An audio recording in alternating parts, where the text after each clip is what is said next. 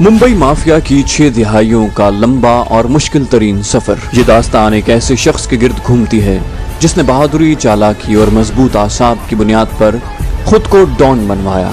कहानी की तरफ बढ़ने से पहले आपसे गुजारिश है कि चैनल को सब्सक्राइब कीजिए और वीडियो को लाइक कीजिए। आइए कहानी की तरफ चलते हैं। वरदराजन जब जेल से वापस लौटा तो उसके साथी इस बात की तवक्को कर रहे थे कि वो इंतहाई गुस्से के आलम में होगा और जख्मी शेर की तरह धाड़ धाड़ कर उन्हें बावर करवाएगा कि वो आज भी पहले की तरह उनका गैर मुतनाज़े सरगना है। उसके कारिंदे सोच रहे थे कि वो उन्हें इस बात का यकीन दिलाने की कोशिश करेगा कि उसकी गिरफ्तारी को उसकी कमजोरी समझने की गलती न की जाए। इन तमाम तवक्कुआत के बरक्स वर्दा भाई इंतहाई मुतमईन और खुशी से लबरेज चेहरा लेकर उनके सामने नमूदार हुआ। उसने आते ही एक दावत का एहतमाम किया। वरदराजन के इंतहाई करीबी साथी भी इस रवैये से हैरान थे।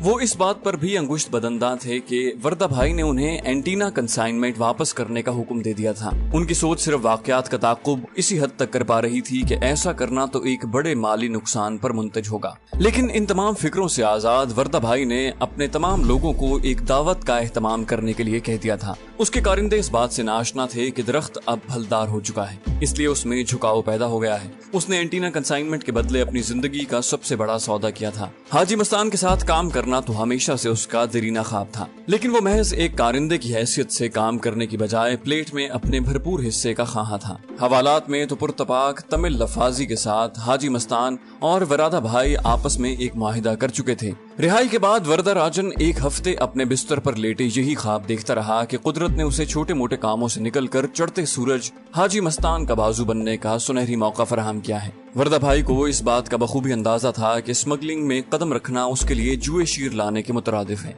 क्योंकि स्मगलिंग के धंधे में बड़े बड़े हाथियों ने पहले ही अपने इलाके बांट रखे थे। अब वो स्मगलिंग जैसे इंतहाई समरावर धंधे में कदम जमाने के बहुत करीब था। इंतहाई शातिर वर्दा भाई के नजदीक कानूनन दरामद किए जाने वाले सामान को बजरिया स्मगलिंग बेचकर मुनाफा कमाने में बड़ी कशिश महसूस हो रही थी। इस मकसद के लिए उसे बम्बई पोर्ट ट्रस्ट डॉक्स पर अपने कारिंदों को मुस्तैद करना था। क्राइम ब्रांच के रिकॉर्ड से अंदाजा होता है कि वर्दा भाई ने अपने जमाने के ताल्लुकात को इस ज़मन में बखूबी इस्तेमाल किया जब वो एक कुली हुआ करता था। सारे मामलात इंतहाई राजदारी और बारीक बीनी से तय पा रहे थे। वर्दा भाई का नेटवर्क मजबूत होते ही थिरुनेली से आए हुई सस्ती लेबर को बड़ी तादाद में काम पर लगा दिया गया। इस नेट के ताने बानों से लेबर, कस्टम हुक्काम और अफसरान और बम्बई पोर्ट ट्रस्ट डॉक्स के अहलकारों को बड़ी एहतियात के साथ जोड़ा जा रहा था। बिलाखिर ये नेटवर्क अपनी मतलूबा शक्ल में नमूदार हुआ। 30,000 मुरब्बा फुट पर मुहित रकबे में कायम शुदा 53 शेड्स में जैसे ही माल उतारा जाता, उसका खातिर खा हिस्सा लापता कार्गो की नजर हो जाता।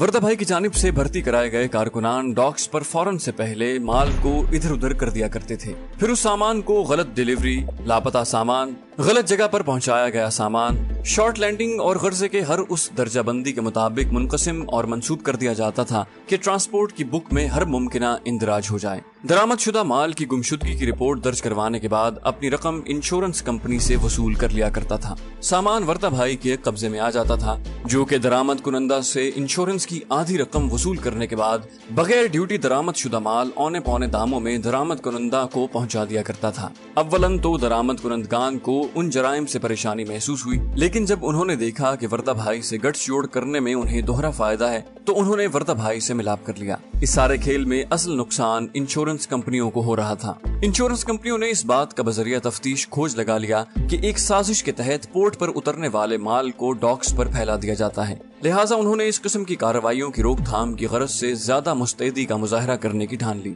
इस नई सूरत हाल से निपटने के लिए वर्दा भाई ने एक नई हिकमत अमली तरतीब दी। इस नई हिकमत अमली के मुताबिक गुमशुदा सामान डॉक्स पर उस वक्त तक पड़ा रहेगा जब तक इंश्योरेंस कंपनियां मायूस होकर दरामद कुनंदगान को अदायगियां न कर दें। अब वो इंश्योरेंस कंपनियों की कार्रवाई तक माल को मखसूस जगहों पर छुपा रखते और पहले से तयशुदा वक्त के मुताबिक माल को गैर दावेदार माल के बतौर वहां से निकाल लेते। अरबाब इख्तियार की नाक के ऐन नीचे वरदराजन इन कार्रवाइयों के जरिए माल बनाने में मसरूफ था। एक पुलिस वाले के मुताबिक इस किस्म की मुस्तैदी और चालाकी का मुजाहिरा दूसरों में से कोई भी न कर पाया जो कि वरदराजन की शख्सियत में मौजूद थी। वरदराजन ने पोर्ट पर अपना निजाम इंतहाई चालाकी के साथ बनाया था। करोड़ों रुपए के इन घपलों में न कोई गोली चलती थी और न ही कोई अपनी जान से हाथ धोता था। वर्दा भाई के कारिंदे बजरिया बोट्स ऐसा माल उड़ाने में तरबियत याफ्ता थे जिनकी मालियत अच्छी हो और वो दरामद कुनंदा से भी जोड़ तोड़ कर लेते थे कि उन्हें उनका माल इंश्योरेंस के पैसे में हिस्से के बदले औने पौने मिल जाएगा। ये सारा काम इंतहाई राजदारी से किया जा रहा था। गैर कानूनी शराब की तिजारत, हिजड़ों के जरिए जिस्म फरोशी का धंधा, डॉक्स पर सामान की चोरी और जुनूबी हिंदुस्तान से हिजरत करके आने वाले अफराद को जराइम की दुनिया में खपाने की वजह से वर्दा भाई इन कच्ची आबादियों में उनका दाता बनता जा रहा था। कानून नाफिज करने वाली एजेंसियों की नजर में बहरहाल वो एक बलवाई था जो कि हर वक्त मद्रासी गुंडों के हिसार में मौजूद रहता था। वर्दा भाई लोगों की नफ्सियात जानता था। लोग हर वक्त उससे मिल सकते थे और वो लोगों के मसाइल के हल के लिए तगो-दौ करता था। पुलिस के मुताबिक कोई भी शख्स एक दुख भरी दास्तान घड़कर वर्दा भाई की पनाह में आ सकता था। धारावी, चैम्बूर, मतुंगा, एंटॉप हिल, ग्वालीवाड़ा और दूर दराज मजाफाती इलाकों में फैलती कच्ची आबादियां अब एक अच्छा खासा वोट बैंक बन चुकी थी। इसका मुजाहरा वर्दा भाई ने मतुंगा गणेश पांडल की तकरीबात में खूबी से किया। एक मजहबी इंसान होने के नाते विरादा भाई मतुंगा के इलाकों से हटकर भी गणेश पांडलों पर खूब खर्च किया करता था। वर्दा भाई की शान शौकत के साथ साथ पांडल की शान शौकत में भी इजाफा होता चला गया। बहुत सी अहम शख्सियात पांडल में इबादत की गरज से आया करती थी। कहते हैं कि जब अमिताभ बच्चन फिल्म कुली की शूटिंग के दौरान जख्मी हो गया तो जया बच्चन भी यहाँ दुआ के लिए आया करती थी। पुलिस वालों को बखूबी याद है कि वर्दा भाई जबान का कितना तेज था। पुलिस वालों को याद है कि कई मर्तबा उसके कारिंदे जब पुलिस को धोखा देकर फरार होने में कामयाब हो जाते तो वर्दा भाई के कहने पर खुद को पुलिस के हवाले कर देते। वो दोनों अतराफ के लोगों को खुश रखना जानता था। हवालात में जाने के बाद मुल्जिम को यकीन होता था कि उसकी जमानत तो हो ही जानी है। वर्दा भाई के साथ इत्तेहाद को हाजी मस्तान एक सही फैसला समझ रहा था। हाजी मस्तान को इस बात का मुकम्मल इदराक था कि अपनी बढ़ती हुई सल्तनत के पेश नजर उसे पुलिस वालों से ज्यादा होशियार रहने की जरूरत है। हाजी मस्तान ने अंदाजा लगाया कि इस सल्तनत को महफूज करने के लिए उसे पुलिस वालों और सियासतदानों को अपना हम नवा बनाना होगा। हाजी मस्तान को इस बात का अंदाजा भी हो गया था कि अगर एक जानिब गैर मुल्की सोना भारत में बहुत मकबूल था तो दूसरी जानिब भारतीय चांदी की बैरून मुल्क बड़ी मांग थी। अब हाजी मस्तान उन ममालिक में चांदी की ईंटें स्मगल करने लगा जहाँ से वो सोना मंगवाया करता था। हाजी मस्तान की सल्तनत इस कदर फैल चुकी थी कि हर ऑपरेशन पर नजर रखना उसके लिए नामुमकिन होता जा रहा था। इसलिए उसने यूसुफ पटेल नामी एक शख्स की खिदमत हासिल कर ली। यूसुफ पटेल हाजी मस्तान को अपना मोहसिन मानता था। उसने हाजी मस्तान से गुर सीख कर बहती गंगा में बहुत हाथ धोए। यूसुफ को मालूम था कि चांदी की ईंटें जो कि हाजी मस्तान बैरून मुल्क स्मगल कर रहा था बहुत खालिस थी। बैरून मुल्क ये ईंटें मस्तान की चांदी के नाम से बिकती थी। स्मगलिंग की बिजनेस में ईमानदारी की वजह से हाजी मस्तान भरोसे का दूसरा नाम बन चुका था। बंगले और गैर मुल्की कारों का मालिक बनने की ख्वाहिश रखने वाला मस्तान अब हाजी मस्तान था। मालाबार हिल्स में उसका एक शानदार बंगला था और उसके आगे पीछे कई गाड़ियां थी। हाजी मस्तान ने मद्रास की सबीहा बी से शादी की जिससे उसकी 3 बेटियां कमरुन्निसा, मेहरुन्निसा और शमशाद पैदा हुई।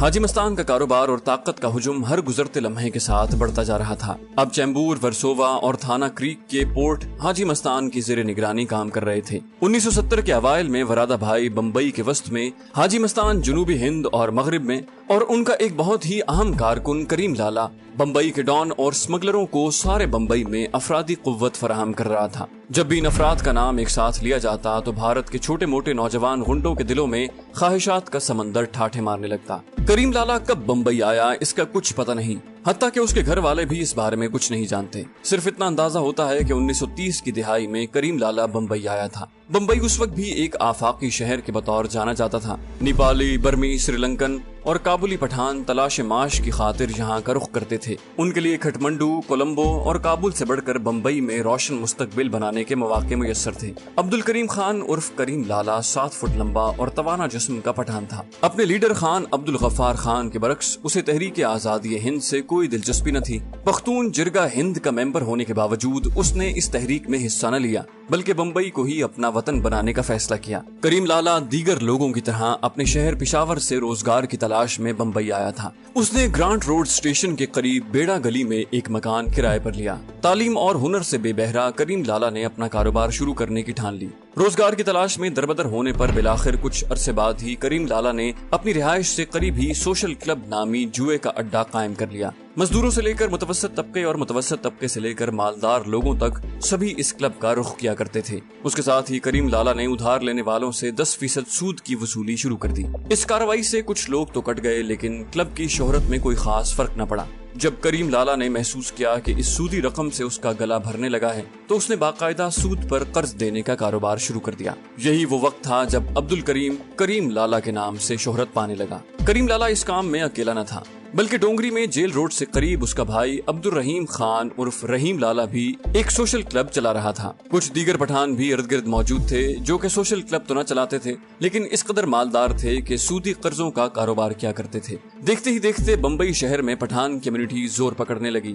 وقت گزرنے کے ساتھ ساتھ کریم لالا کا سوشل کلب جرائم کے اڈے کی شکل اختیار کرتا چلا گیا۔ پرتشدد کارروائیاں، چینا جھپٹی اور مار پیٹ اب روزمرہ کا معمول تھی۔ ان کارروائیوں کی وجہ سے کریم لالا کا واسطہ پولیس والوں اور کرائم برانچ کے اہلکاروں سے بھی پڑتا رہتا تھا، لیکن کریم لالا نے قانونی کارروائیوں سے بچنے کے لیے ان اہلکاروں کا منہ رشوت سے بھرنا شروع کر دیا۔ اس طرح اس کی قوت اور دولت میں اضافہ ہوتا گیا۔ اب چند لوگ اسے کریم دادا کے نام سے پکارنے لگے تھے۔ اپنے قبائلی کلچر کی پاسداری کرتے ہوئے ارد گرد کے پٹھانوں نے کریم لالا کو اپنا سردار ماننا شروع کر دیا۔ کریم لالا بھی مشکل وقت میں ان کے کام آنے لگا۔ جلد ہی جنوبی بمبئی میں کریم لالا کا نام گھر گھر گونجنے لگا۔ کسی کو کوئی مسئلہ حل کروانا ہو یا کھولی خالی کروانا ہو تو کریم لالا کے نام کا سکہ چلتا تھا۔ لوگ عدالتوں کی بجائے اپنے مسائل کے حل کے لیے کریم لالا کے فیصلوں پر زیادہ اعتماد کرنے لگے تھے۔ اولن تو کریم لالا صرف برادری کے فیصلے کیا کرتا تھا، لیکن دیکھتے ہی دیکھتے ثالثی کا یہ کردار بمبئی بھر کے تنازعات کے حل کے لیے مشہور ہونے لگا۔ حالات کا جائزہ لیتے ہوئے کریم لالا کے جگری دوستوں مراد خان اور یعقوب خان نے اپنا راستہ جدا کرنے کی ٹھان لی۔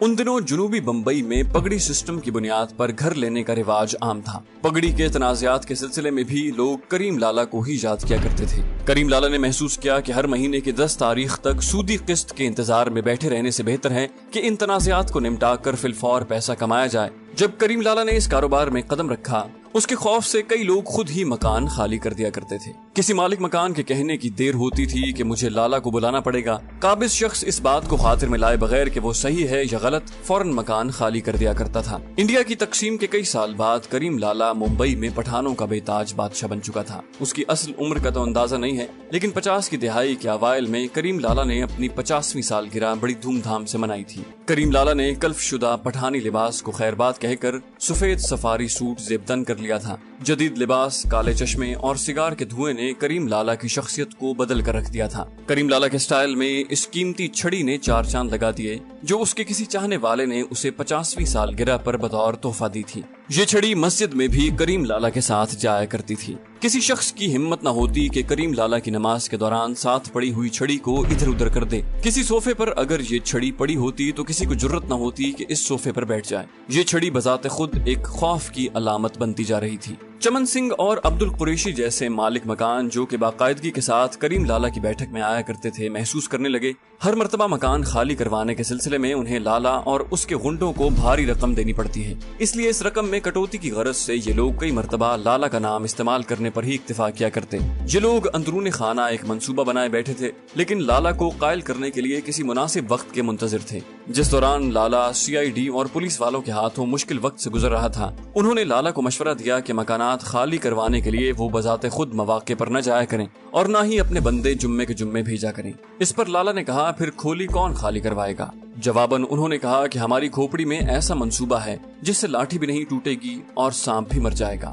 اب جب کبھی انہیں کوئی گھر خالی کروانا ہوتا تو وہ کریم لالا کی چھڑی اس گھر کے باہر رکھتے تھے۔ یہ ترکیب کافی کامیاب رہی۔ بہت سے کرایہ دار محض چھڑی کے خوف سے ہی آنن فانن مکان خالی کر دیا کرتے تھے۔ اس سے پہلے کبھی کسی نے اس انداز سے خوف رائج نہ کیا تھا۔ اس عمل سے نہ صرف کریم لالا کی دہشت میں اضافہ ہوا بلکہ حاجی مستان کی نظریں بھی اس پر جا ٹھہری۔ حاجی مستان ہمیشہ سے کسی ایسے فرد کی تلاش میں تھا جو کہ مشکل کاموں کو کسی بلوے فساد کے بغیر کر سکے۔ حاجی مستان نے کریم لالا کو ملنے کے لیے پیغام بھجوایا۔ کریم لالا نے حاجی مستان کے بارے میں کچھ سن رکھا تھا، لیکن دونوں کی کبھی ملاقات نہ ہوئی تھی۔ ان دونوں کی ملاقات گرانٹ روڈ مسجد میں بروز جمعہ ہوئی اور اس کے بعد یہ لوگ بیڑا گلی میں موجود کریم لالا کے گھر دوپہر کا کھانا کھانے کے لیے چلے گئے۔ کریم لالا نے حاجی مستان کے لیے بڑی ضیافت کا اہتمام کیا تھا۔ کھانے کے دوران ہی دونوں پرانے دوستوں کی طرح گھل مل گئے۔ کھانے کے بعد انہیں اصل مسائل پر بات کرنا تھی۔ حاجی مستان نے کہا، خان صاحب، آپ سے دوستوں کی طرح بات کر کے خوب مزہ آیا، لیکن اب میرے خیال میں کچھ باتیں کاروبار کی ہو جائیں۔ حاجی مستان اتنا کہہ کر کریم لالا کے رد عمل کا انتظار کرنے کے لیے ایک لمحہ رکا۔ کریم لالا نے کہا کوئی بات نہیں مستان بھائی، بولو آپ کے ذہن میں کیا ہے؟ پانی کا ایک گھونٹ بھرتے ہوئے حاجی مستان بولا تمہیں تو معلوم ہے کہ ڈاکس پر میرا بہت ہی منافع بخش کاروبار چل رہا ہے، لیکن مجھے اس سلسلے میں افرادی قوت کی ضرورت ہے، پتہ نہیں تم مجھے اس کام کے لیے اپنے بندے دو گے یا نہیں۔ کریم لالا کی آنکھوں میں گویا ایک چمک سی پیدا ہو گئی۔ کریم لالا نے کہا ہم آپ کے دوست ہیں مستان بھائی، آپ بتاؤ ہمارے بندوں کو کرنا کیا ہوگا؟ حاجی مستان نے کہا کوئی خطرناک کام نہیں ہے، بمبئی ڈاکس پر میرا بہت مال آتا ہے، انہیں اس مال کو تیزی کے ساتھ اتروا کر سٹوروں اور ویئر ہاؤسز میں پہنچانا ہوگا، اور پھر اس کے بعد وہ مال وہاں سے باہر نکالا جائے گا۔ تمہارے بندے ہمارے بندوں کی حفاظت پر مامور ہوں گے یہاں تک کہ مال کو وہاں سے نکال کر بیچ دیا جائے، بس۔ حاجی مستان نے اس انداز سے اپنا مدعا بیان کیا کہ کریم لالا کو اس کام میں کسی قسم کا خطرہ محسوس نہ ہوا۔ کریم لالا پیچھے کی جانب جھکا اور اپنے پیٹ پر ہاتھ رکھ کر گہری سوچ میں حاجی مستان کی پیشکش پر غور کرنے لگا، اور پھر بولا اچھا تو اس کام میں کوئی لڑائی وڑائی بھی ہوگی؟ حاجی مستان مسکرایا، اسے اندازہ تھا کہ کریم لالا کچھ متفکر ہے۔ حاجی مستان نے کہا لالا اگر تمہارا لوگ ادھر ہوگا تو غم کس بات کا ہے، اور ویسے بھی جھگڑے مگڑے کا کوئی چکر نہیں ہے۔ کریم لالا نے کہا تو پھر ٹھیک ہے، مگر مستان بھائی ہم کو اس کام سے کیا فائدہ ہوگا؟ مستان نے کہا خان صاحب اس سلسلے میں کوئی پکا وعدہ نہیں کیا جا سکتا، ہمارے حصے کا انحصار اس مال کی مالیت پر ہوگا جسے تمہارے بندے وہاں سے نکلوائیں گے، تو ہم مال کی بنیاد پر اپنے حصے کیوں نہ مقرر کر لیں۔ حاجی مستان کو اندازہ تھا کہ یہ آفر کریم لالا کو سوچ میں ڈال دے گی، لیکن بالآخر اسے ماننا ہی پڑے گا۔ کچھ دیر کے لیے ذرا سناٹا چھا گیا اور حاجی مستان گہری سوچ میں غرق اس شخص کو مسلسل دیکھتا رہا۔ بالآخر کریم لالا نے گہری سانس لی اور حاجی مستان کی جانب ہاتھ بڑھا دیا۔ دونوں نے پرتپاک انداز سے ہاتھ ملایا۔ یہ بمبئی انڈر ورلڈ میں بہت ہی خطرناک ڈیل ہوئی تھی، ذہن حاجی مستان کا اور بازو کریم لالا کے۔ بعد ازاں کریم لالا نے اس وسیع گروہ میں بڑی تیزی سے اپنا مقام بنایا۔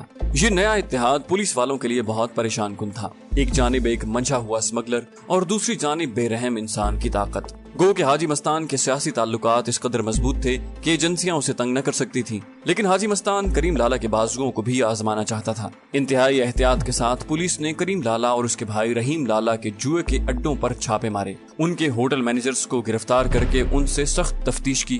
بیڑا گلی میں پولیس والوں کے چکر دن بدن بڑھنے لگے۔ بالآخر رشوت نے اپنا رنگ دکھایا اور یہ طوفان تھمنے لگا۔ کبھی کبھار کریم لالا کو بھی CID آفس طلب کیا جاتا تھا، کبھی کبھی کریم لالا کو پولیس ڈپٹی کمشنر حضور احمد خان کے سامنے پیش کرنے کی دھمکی دی جاتی، لیکن جب کریم لالا کے ہاتھ جیبوں میں جاتے تو پولیس والوں کا رویہ بدل جاتا، گویا کہ وہ چندہ لینے آئے ہوں۔ ان پولیس والوں میں صرف ایک ہی اہلکار تھا جس کی کریم لالا بہت عزت کیا کرتا تھا، اس کا نام حوالدار ابراہیم کاسکر تھا۔ نہ تو ابراہیم نے کبھی رشوت لی تھی اور نہ ہی کبھی کریم لالا کے سامنے جھکا تھا، بلکہ محض ایک کانسٹیبل ہونے کے باوجود بھی ابراہیم اسے سختی سے ڈانٹ دیا کرتا تھا۔